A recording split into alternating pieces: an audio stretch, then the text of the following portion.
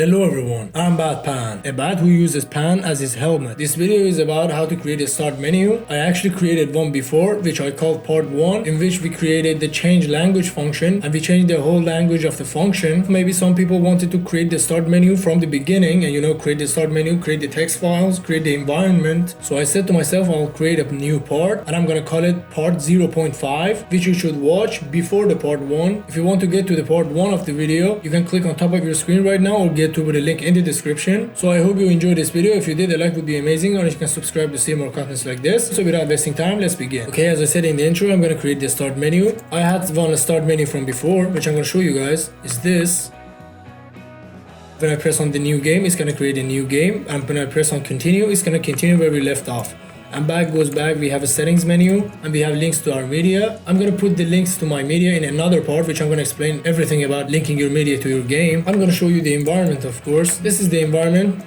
And I know you might say it is actually simple. And to actually create the function, I added a fog effect. You can add the fog, you go to your lighting. If you don't have lighting, you can go to your window, rendering, lighting. It's gonna add the lighting for you. It's gonna be like this. You can drag and drop it here to add it here. I personally added here. You can go to your environment again.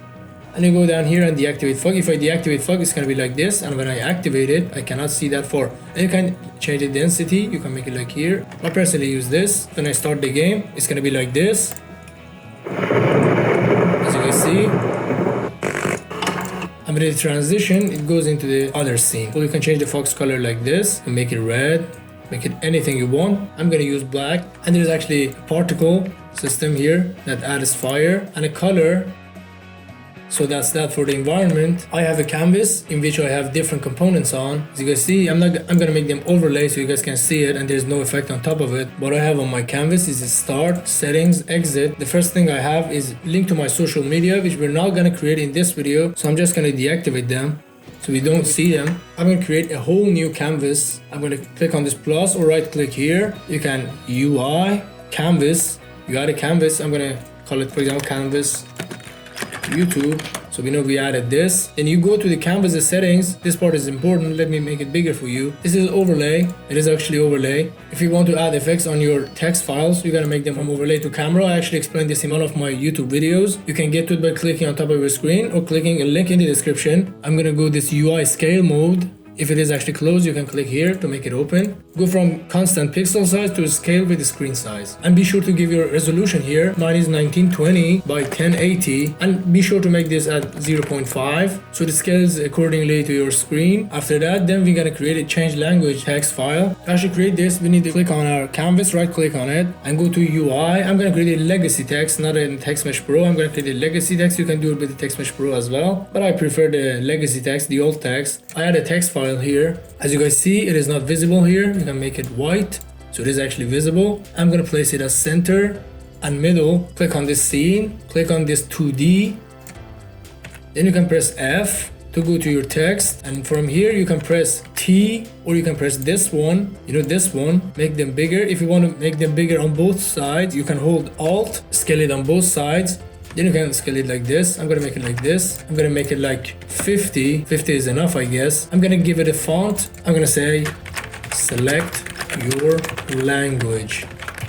I'm gonna put it a little bit up here so I can put my preferred languages down here. So the first one is actually select your language. I'm gonna rename the text to select language. I highly recommend you guys to do the same thing, not just for now, because when you create all the other scenes and you want to change something in your start menu and you come back, it shouldn't make you confused. It shouldn't take any time for you to realize that this one is actually select your language. You can actually make the select your language overflow in any direction you want, so when you add anything, it's gonna continue on there. But if you put the wrap here, anything you type more will just disappear. So we can just duplicate this to use the same thing, or we can just create a new text. But I'm just gonna duplicate this. You can right click on here and go to duplicate, or you can use Control D to duplicate. I'm gonna duplicate this. I'm gonna call it English. I'm gonna put it like around. I'm gonna make it smaller, and because it is overflow, it's not gonna make this like. I'm just gonna say English. I'm gonna make it like 40, a little bit smaller than that, maybe 45. I'm gonna put it like here, or you can actually make it bigger, or you can actually make your select your language text bigger. You can make it 80. 80 is a lot. Maybe make it 65 or make it 60 even. And change your English to 50. Place your English like right here. You can actually move this one a little bit up, put it anywhere you feel good about. You can put it up here. I created English. These are actually text files. I'm gonna make them a button later on, and I'm gonna show you how you guys can actually make them a button. For 4C, you can duplicate this. I'm gonna duplicate this by pressing Ctrl D, and I'm gonna call it Persian 4C. If you can't actually see 4C, it's because Unity doesn't support 4C or Arabic by default. You have to use a plugin. I actually told you guys how you guys can use Persian or Arabic in Unity in my another YouTube video. You can get to it by clicking on top of your screen, or get to it with a link in the description. And we need one for Portuguese, for example, if you have 3 languages. But if you want to, put them with the same distance as 4C, you can go to your English, make it transform on the X value to make it 0. You see that it has increased by 330. So what you do is, I'm going to duplicate 4C,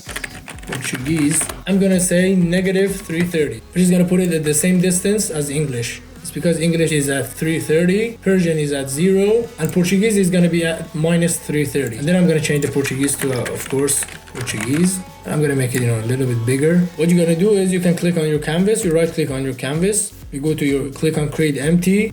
You can name it language pack, and be sure to put it at 000 so it doesn't introduce any bugs. Then you select all the things from your select language pack, and you drag and drop it into your language pack to make it a child of the language pack. So if you just deactivate this whole thing is going to be deactivated. So this was for this one. Now we want to create the start, setting, and exit. If you actually see, we're going to create these 3. It's kind of the same thing. It's actually very easy. You right click on the canvas you created, you create another UI text that you can use, or you can just duplicate one of these and you put it up here. Yeah, I'm gonna do this. I'm gonna duplicate English. I'm gonna drag and drop it onto your canvas YouTube, so it is a child of the canvas YouTube. You select all of these 4. These should be parented to the center of the screen, so you click this. But I want my start, setting, and quit button to be on the left side. So this time I'm gonna click on this start game, for example. I'm gonna deactivate my language pack. I'm gonna change the start game to start game, and it's not gonna show. I'm just gonna increase it on this side. I wanted to move this part,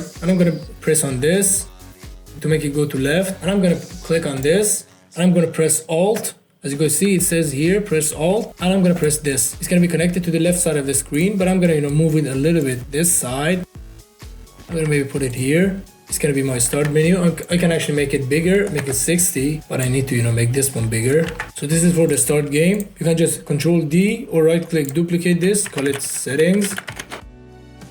So we're just gonna say settings. You can just duplicate it again, put it quit, for example, and put it here. So you can select all of them and make them 75 to make them a little bit bigger, and you can just place them accordingly, put some space in between them. So this is for the start game, settings, and quit game. So after that we need 3 more for continue, new game, and back. You can just duplicate each one of these. I'm going to duplicate this one, and this one. I'm going to call this one continue. I'm going to call this one new game. I'm going to call this one back, which is going to go back to the menu. Deactivate this top 3. I'm just going to call the upper one continue, this one new game, and the last one back. You can place it at the center if you want, place it at the center, put this one, for example, if it is at the center, maybe put it 150 up, make this one minus 150, so it is 150 down. So these are the 3. So this was for continue, new game, and back. I'm gonna again create a new empty object. I'm gonna call it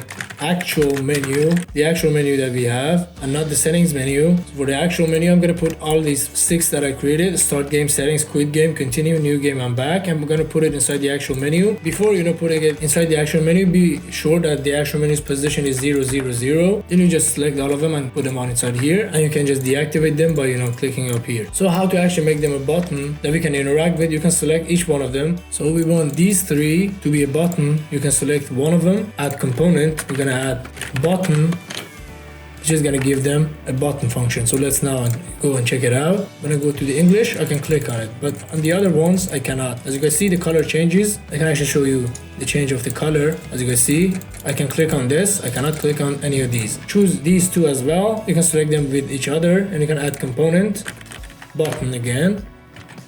So these 4 now have a button function that you can click on. You can use this for all these 6. You can select all of them, press the first one and hold shift and press the last one to select all of them. Add component, you can add the button function for each one of them. So now if I activate this one as well, you can click on each one of them. I can click on this one. As you can see, the color changes. Now we need to create the settings menu, which is actually this one. It's actually pretty easy. This sensitivity is a text file. This is a text file.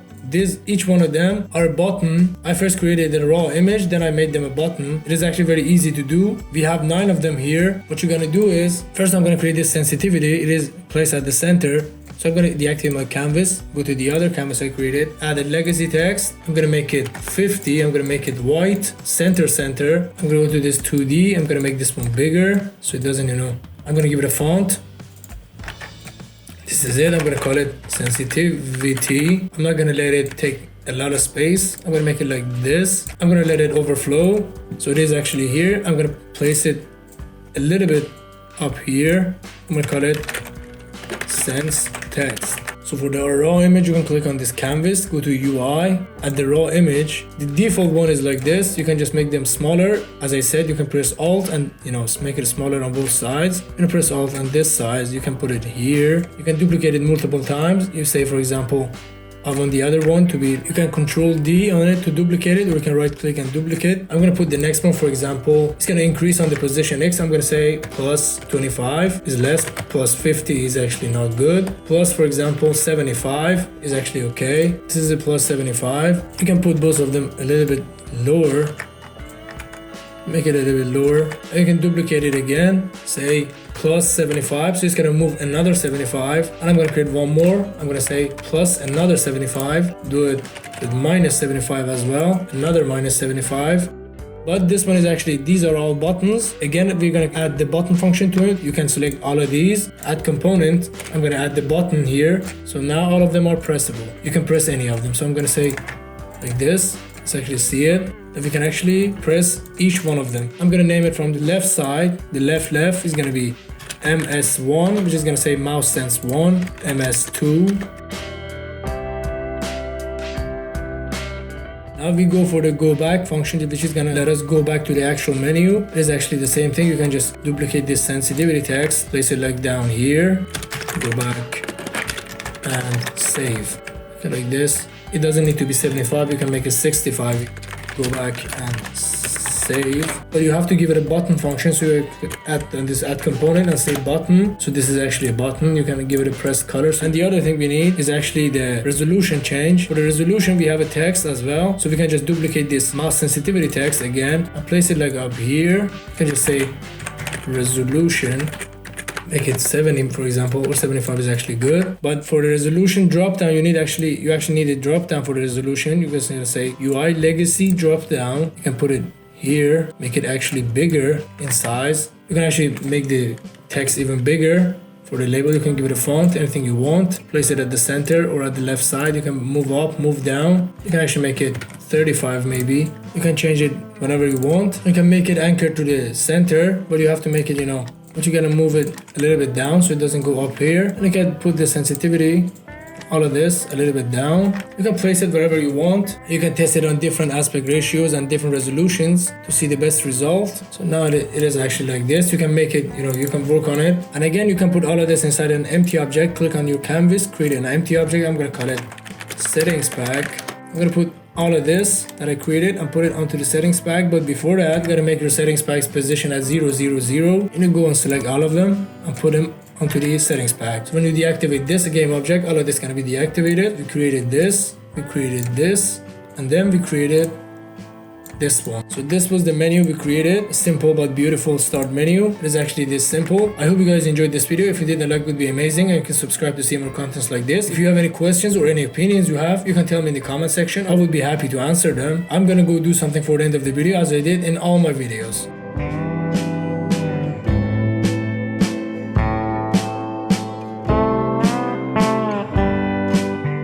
So this is what I created for the end of the video. I hope you guys enjoy it.